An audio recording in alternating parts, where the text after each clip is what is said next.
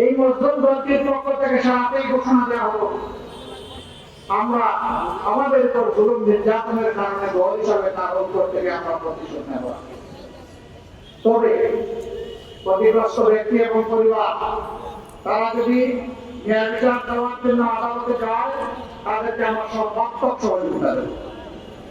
আমরা আমাদের কথা রেখেছি, প্রতিশোধ নেই নাই, যারা ইনার আশ্রয় নিয়েছেন তাদেরকে আমরা সহযোগিতা দিয়ে চলছি। আমরা কথা দিয়েছিলাম আমাদেরকে যেভাবে সর্বশান্ত করা হয়েছে আমরা তার প্রতিশোধ নিতে গিয়ে কারো সম্পদের দিকে চোখ তুলেও তাকাবো না, আমরা চাঁদাবাজি করবো না। আপনারা বলুন আমরা চাঁদাবাজি করেছি? গত 17 মাসে আমরা কোথাও চাঁদাবাজি করি নাই।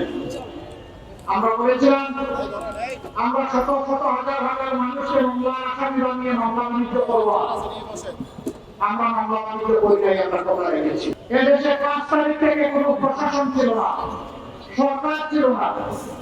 আমাদের কর্মীদেরকে বলেছিলাম এবার স্বেচ্ছাসেবী হয়ে জনগণের জীবন, ইজ্জত এবং সম্পদের পাহাড় হয়ে যাও।